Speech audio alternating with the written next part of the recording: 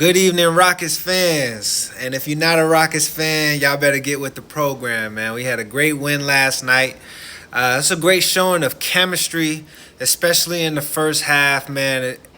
Everybody kind of got their flow together, and we were kind of meshing as a team. And we got up big against the Spurs, man. We were doing a great job on the defensive end, especially in the first half, of making Wembanyama uncomfortable, right? Had to force him to use some of that strength because he got a wiry frame. But great players, man, when great players play, it's only a matter of time before they get it going, right? And he's one of those guys, man. You got to give respect to him. Got to give respect to CP3, man. He's doing a great job leading that team. And, they proved my theory wrong with making every team that he plays with better with the Warriors last year, but he definitely makes young teams get more disciplined and gets them to take that next step. And some of these young talented players, he definitely gets them to start realizing some of their potential. So shout out to CP3, man. You were in the Hall of Fame before, man, but you just adding on to the great things that you were able to do on the basketball court, man. Shout out to you. This next segment, Cam Whitmore, man. I definitely want to talk about your struggles from the three-point line. We need you, bro. We need you. We need you to where we're gonna go. We need you. We need you to be that player that you were last year. And I get it. It's still early on in the season, so I'm gonna give people a little bit of grace. But in the second half, man, I saw that you took a step in, decided, hey, look, I'm gonna take this elbow jumper for now. It's not falling from the three-point line. So that's good awareness, man. Good awareness. Good taking that step, man, in order to get that flow together. You see one go in, before you know it, man, you back to shooting those three balls like how you were before, man. So I like to see that awareness. I like to see that you taking those steps, man, in order to get your game back to where it needs to get to, man. And maybe you got to spend some extra shot. Maybe you got to take some extra shots, man, after practice, after the game, just to get acquainted, man, just to get back into the flow, into the flow of things, right? You had a long summer off, and that's what we need in order to get you back, man. Jalen Green, man, you making an all-star push early in the season, man. They challenged you last year with that 10-game stretch after Şengün went out, and I'm definitely seeing you taking that next step, man. You taking the right shots. Yeah, man, you made like three-pointers in a row, maybe more than that, towards the end of the first half. And, yeah, man, started screaming on them. It was a heck of a play, man. You had a hand all in your face.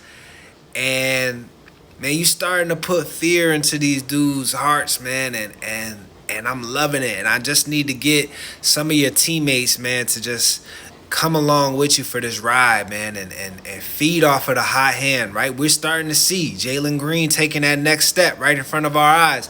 Guys, we got to feed the hot hand, which we've been doing, but we need some guys to make timely shots, man. Whenever the challenge next time is, yes, we're feeding the hot hand. Yes, we're playing good basketball. We're getting good shots.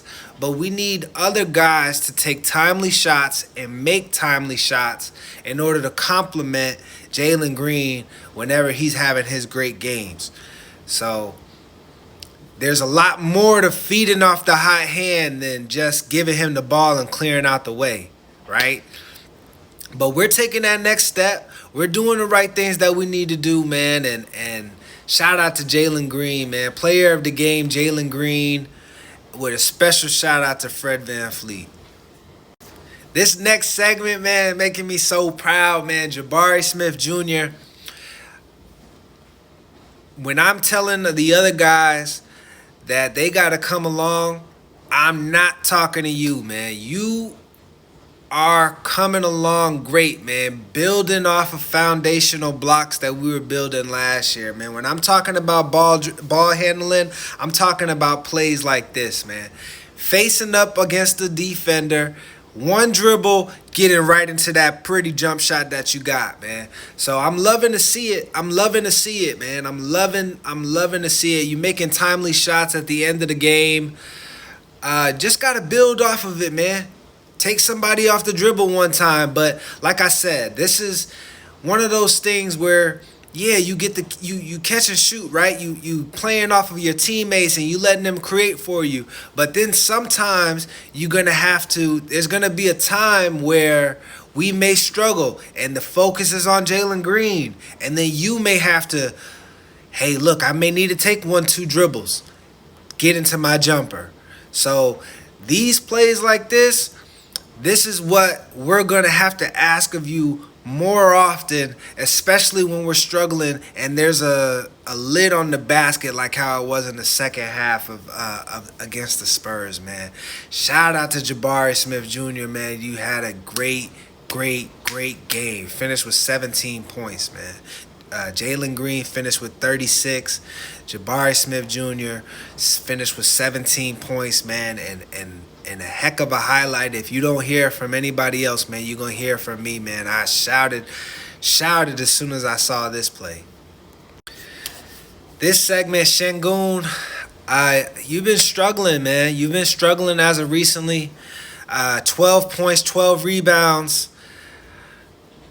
We need you, man. We need you to get where we're going to go, man. You're starting to regress a little bit. I'm seeing missed free throws later in the game. I know you're going to get it together. I know you still Turkey's finest. Yeah, man. We got to get you to come along, man. We got to get you to come along, bro, because we need you. We're not going to get where we need to go if Jalen's just taking a step forward, Jabari's just taking a step forward, and you're not, man. We need you. We need you, man.